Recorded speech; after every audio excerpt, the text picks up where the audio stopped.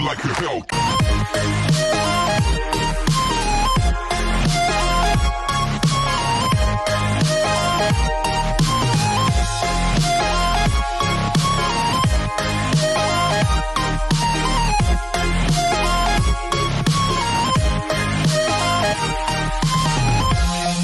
Hello everyone, I hope you all are doing well.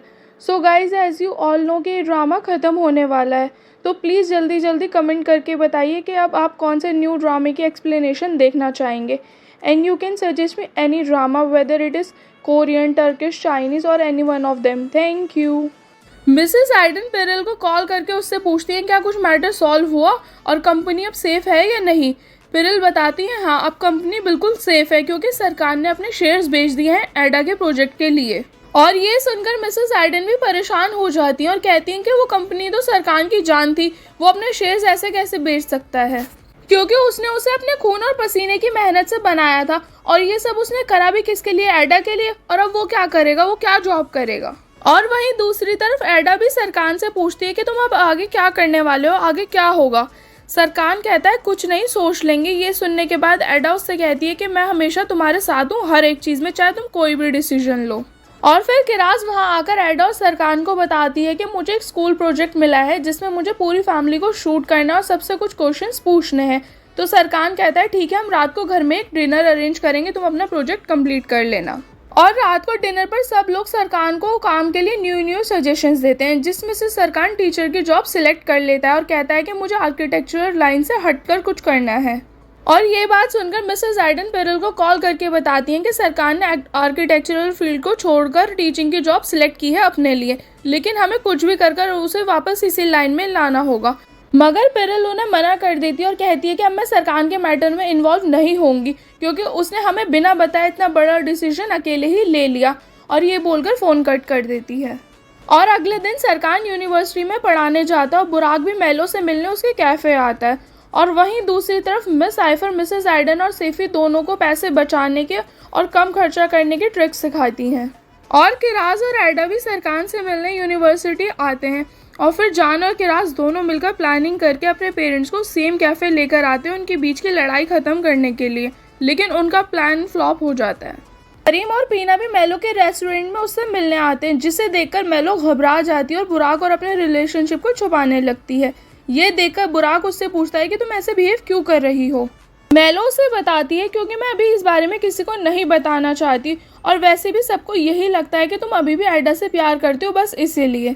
फिर बुराक उसे समझाते हुए कहता है कि नहीं, ऐसा कुछ नहीं है, तुम गलत समझ रही हो। एडा अपनी लाइफ में बहुत खुश है और वो मेरी बेस्ट फ्रेंड है। मेलो कहती है मैं जानती हूँ, लेकिन इन चीज़ों को ठीक होने में थोड़ा टाइम लगेगा और इसीलिए मैं बस थोड़ा टाइम चाहती हूँ सबको इस बारे में बताने के लिए। मिसेस आइडन भी मिस्टर कमाल से बात करते हुए पूछते हैं क्या होगा अगर एक दिन तुम मुझसे परेशान होकर मुझे छोड़कर चले गए तो, क्योंकि मेरे अंदर अब ये सब और झेलने की हिम्मत नहीं है। फिर मिस्टर कमाल उनको समझाते हुए कहते हैं कि ऐसा कुछ नहीं होगा, मैं तुमसे बहुत प्यार करता हूँ और मैं तुम्हें कभी नहीं छोड़कर जाऊँगा। और फिर कुछ दिन ऐसे ही बीत जाते हैं जहाँ सरकार यूनिवर्सिटी में पढ़ाने जाता और बुराक मेलो से मिलने उसके रेस्टोरेंट आता था और मिसेस आइडन भी एक सिंपल लाइफ को अडॉप्ट करने लगती हैं।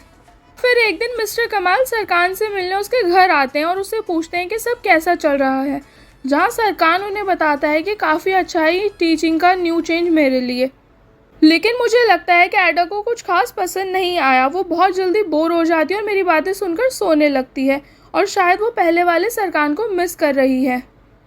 और एडा भी पेरेल से मिलने ऑफिस आती है और उससे पूछती है कि ऑफिस में सब कैसा चल रहा है, जहाँ पेरेल उसे बताती है कि हम 2 बड़े प्रोजेक्ट्स कंप्लीट करने थे कल तक, लेकिन उनमें से एक हो गया और एक अभी भी बाकी है, और अगर सरकार यहाँ होता तो दूसरा भी हो गया होता, लेकिन उसने तो ये लाइन ही छोड़ दी।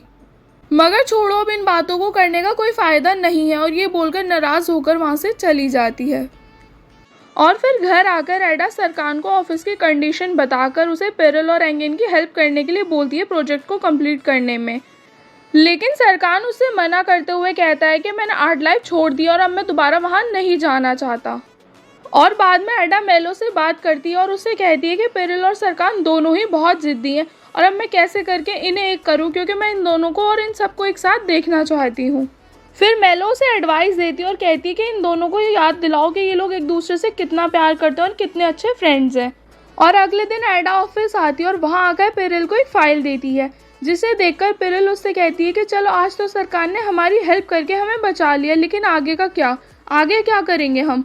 और एंगिन भी कहता है कि हम हर टाइम अपने मतलब के लिए सरकार को कॉल नहीं कर सकते जब भी हमें प्रॉब्लम होगी। फिर एडा उनसे कहती है कि मैं जानती हूँ, लेकिन सरकार ने अपने शेयर्स बस इसीलिए बेचे थे क्योंकि उसे यकीन था कि तुम दोनों इस कंपनी को अच्छे से मैनेज कर लोगे। पेरिल कहती है ऐसी बात नहीं है, हम दोनों ने सारी रात बैठकर भी कोशिश की, लेकिन जब भी हम नहीं पूरा कर सके। एंगिन भी बताता है कि जब से सरकार गया है कि हमारा हौसला ही ख़त्म हो गया, और हम जानते हैं कि वो पहले भी बीमारी की वजह से ऑफिस नहीं आया था, लेकिन हमें ये उम्मीद थी ना कि वो एक ना एक दिन वापस आ जाएगा, और बस इसी वजह से हम मोटिवेट होकर काम करते थे। ये सुनने के बाद एडा उन दोनों से कहती है कि मेरे पास एक आइडिया, चलो मैं तुम्हें बताती हूँ। और बाद में घर आकर सरकार से भी कहती है कि तुमने उन्हें आज बचा लिया, लेकिन कब तक तुम उनकी ऐसी ही हेल्प करते रहोगे, इसलिए हमें कोई ना कोई रास्ता निकालना होगा। ये सुनकर सरकार एडा से पूछता है कि ये सब तुम उनके लिए कर रही हो या अपने लिए। एडा पूछती है अपने लिए मतलब।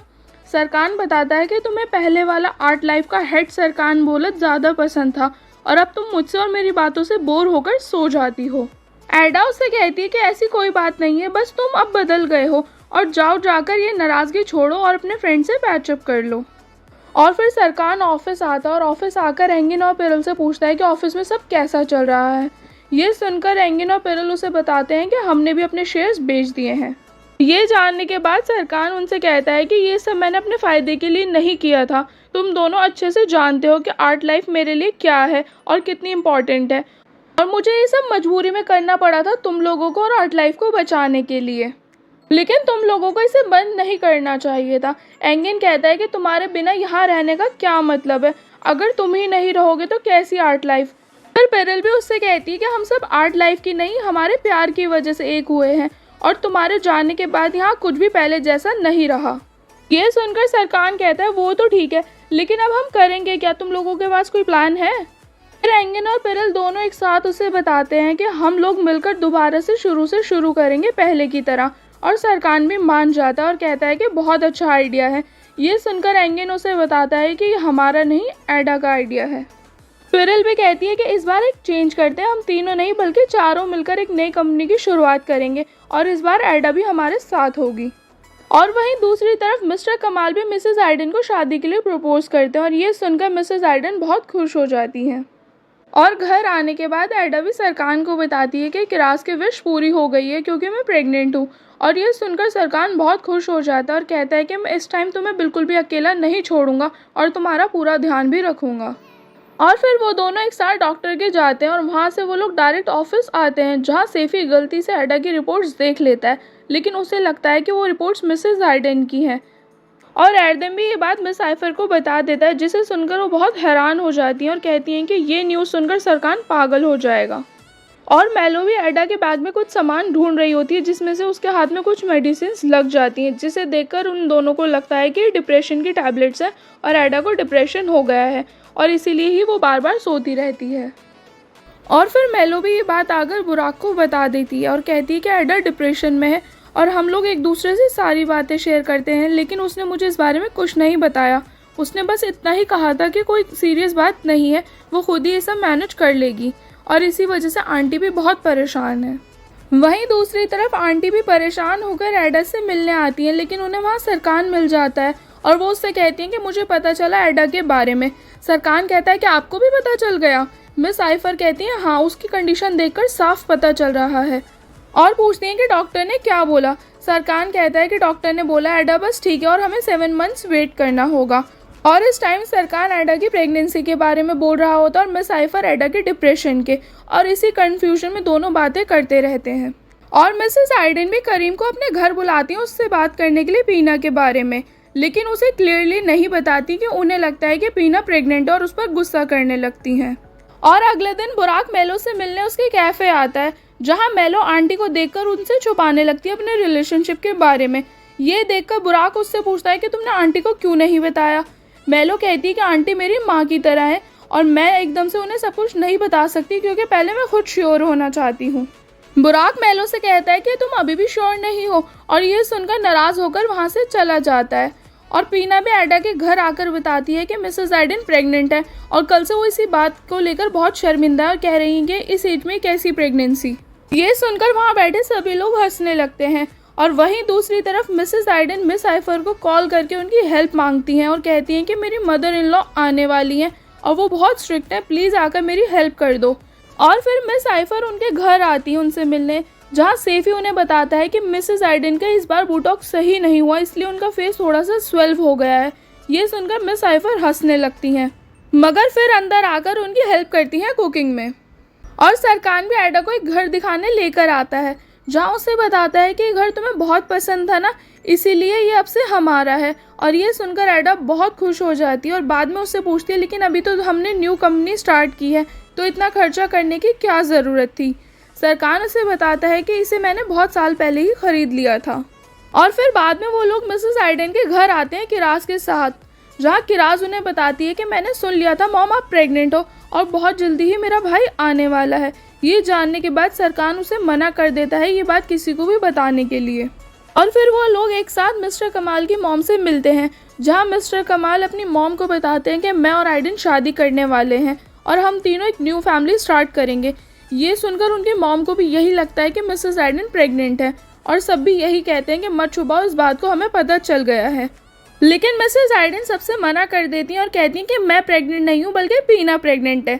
मगर करीम भी मना कर देता है और कहता है कि मैं इस बात से 100% श्योर हूँ कि पीना प्रेग्नेंट नहीं है।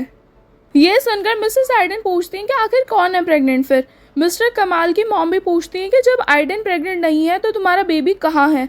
मिस्टर कमाल बताते हैं कि बहुत साल पहले ही हमारे बीच कुछ हुआ था जब आइडन प्रेग्नेंट हुई थी और सरकान हमारा बेटा है। और फिर सब एडा से उसके डिप्रेशन के बारे में पूछने लगते हैं और ये जानकर एडा भी हैरान हो जाती है और कहती है कि मुझे कोई डिप्रेशन वगैरह नहीं है और पूछती है कि सारी अफवाहें कौन फैला रहा है। और फिर सभी लोग एरदम का नाम ले देते हैं। ये सुनकर सरकान गुस्से में एरदम के पीछे भागने लगता है और वो लोग पूल में गिर जाते हैं। और बाद में एडा भी सबको बता देती है कि मैं प्रेग्नेंट हूँ और ये जानकर सब लोग बहुत ही खुश हो जाते हैं।